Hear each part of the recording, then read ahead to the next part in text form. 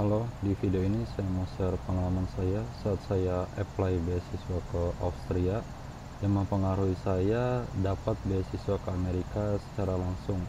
Beasiswa yang saya impikan dan yang sekarang sedang saya dapatkan adalah beasiswa Fulbright dari pemerintah Amerika Serikat. Nah, beberapa orang mungkin apply beasiswa Fulbright. Saya pernah ketemu orang yang apply Fulbright sampai 8 kali. Terus ada teman seangkatan saya yang apply sampai 3 kali baru bisa dapat beasiswa Fulbright. Padahal mereka lulusan dari kampus-kampus ternama luar negeri saat lagi S2-nya. Nah, sedangkan saya apply Fulbright sekali, alhamdulillah langsung dapat. Padahal lulusan S2-nya dari dalam negeri. Di sini saya sedang tidak bilang bahwa luar negeri lebih baik daripada dalam negeri ya. Cuma ada beberapa pendapat yang menyatakan bahwa lulusan luar negeri itu lebih mudah dapat beasiswa ke luar negeri lagi. Nah, sebelum saya apply ke beasiswa Fulbright, saya apply waktu itu ke beasiswa di Austria.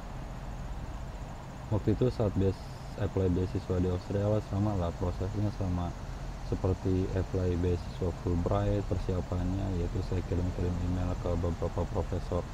Nah, ada profesor nih yang nyangkut, yang proposal disertasinya tuh cocok banget sama proposal disertasi saya.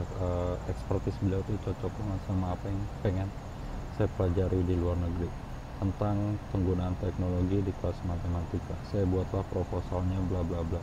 Saat saya kirim proposalnya ke beliau, saat saya kirim email ke beliau, saya nggak kirim proposal, saya cuma bilang saya lulusan S1 S2-nya pendidikan matematika, saya sudah baca artikel Anda, saya tertarik dengan penelitian-penelitian Anda, dan saya berminat untuk menjadi mahasiswa bimbingan S3-nya Anda.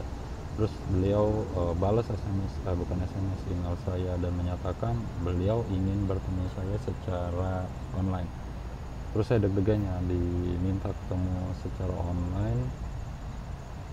Yang bikin deg-degan itu karena bahasa Inggris saya rada-rada, apalagi speakingnya itu rada-rada belum bagus.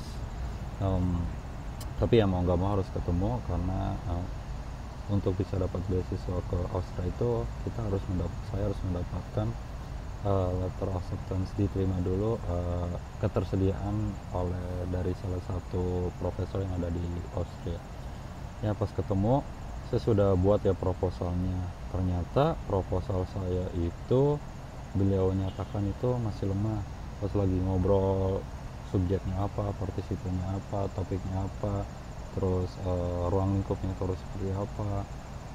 Nah, beliau menyatakan bahwa penelitian saya itu masih kurang sempurna, masih banyak kelemahannya.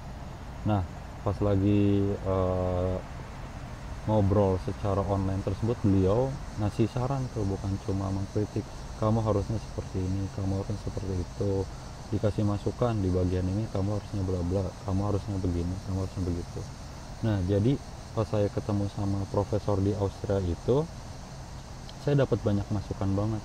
Akhirnya setelah ketemu sama beliau, saya sendiri tidak melanjutkan untuk apply beasiswa ke Austria karena ada satu masalah pribadi, jadi saya nggak lanjutin apply beasiswa ke Austria tersebut. Tapi saya memperbaiki proposal tersebut berdasarkan review dari profesor tersebut. Nah, proposal yang sudah pernah saya punya itu saya submitlah ke beasiswa ke Amerika Serikat, ke beasiswa Fulbright.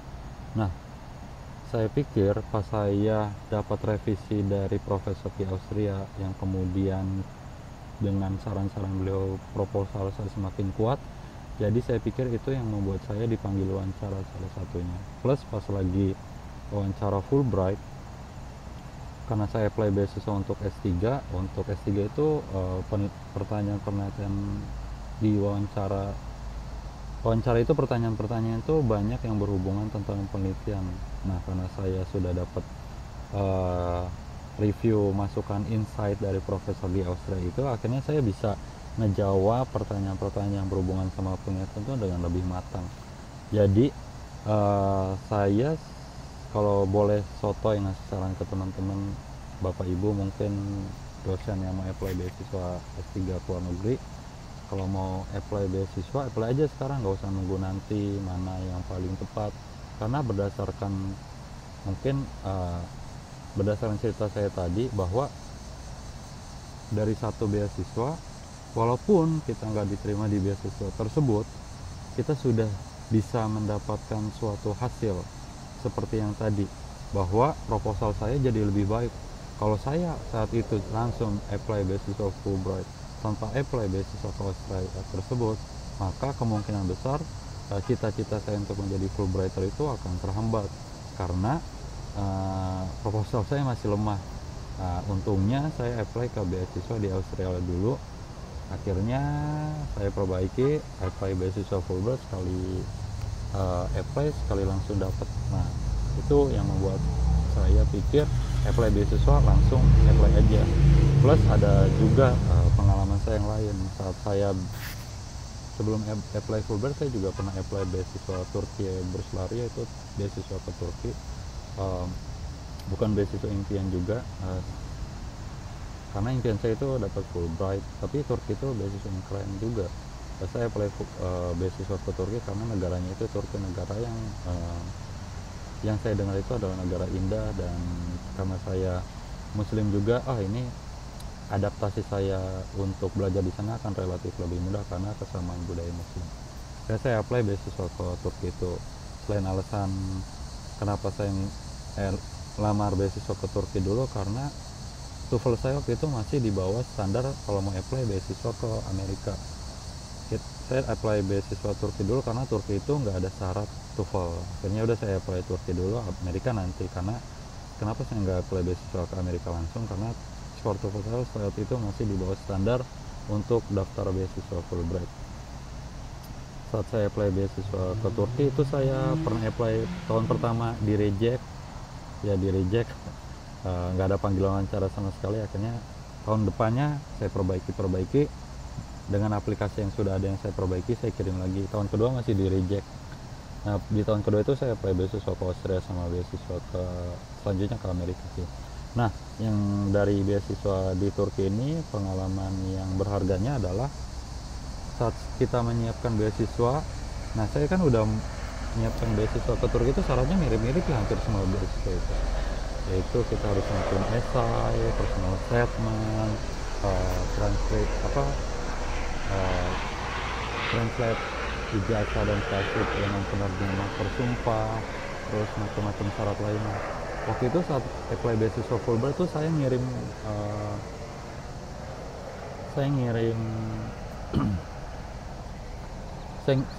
ngirim aplikasinya itu mepet banget di hari deadline, di hari terakhir apply beasiswa Fulbright, dan itu juga ngirimnya semacam asal dan belum banyak persiapan.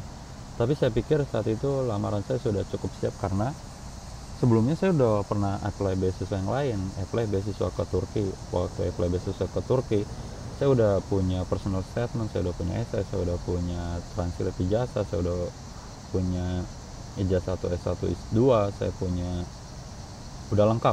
Jadi walaupun saat itu saya mau apply beasiswa Fulbright, tapi saat itu saya nggak ada persiapan yang matang. Akhirnya saya pakai aja berkas-berkas yang sudah pernah saya pakai saat saya mengirim beasiswa ke Turki. Jadi walaupun di Turki saya nggak ada panggilan sama sekali, ternyata pas saya kirim ke Fulbright, mungkin esai saya dirasa lebih cocok sama stylenya Fulbright daripada stylenya ke Turki. Akhirnya di Fulbright itu saya dapat panggilan wawancara begitu. Jadi saran saya ke teman-teman yang saat ini sedang berjuang untuk apply beasiswa, saran saya apply aja sedapatnya, seadanya. Targetnya kalau bisa sih lulus beasiswa, sekali apply sekali dapat. Tapi pun kalau nggak dapat sama sekali ya nggak apa-apa juga, karena nggak ada ruginya juga kan. Jadi kita walaupun gagal di tahun ini, di tahun depan kita sudah punya ada berkas-berkas yang ada. Jadi walaupun di tahun kedua pun masih gagal, seenggak-enggaknya kita sudah punya berkas-berkas yang sudah diperbaiki dari tahun pertama. Jadi setiap tahun kita bisa meningkatkan kualifikasi kita untuk bisa diterima di beasiswa impian. Nah, itu share pengalaman saya. Semoga teman-teman yang lagi apply beasiswa ke luar negeri semoga dapat di tahun ini, dan sampai jumpa di Amerika atau negara lainnya. Terima kasih.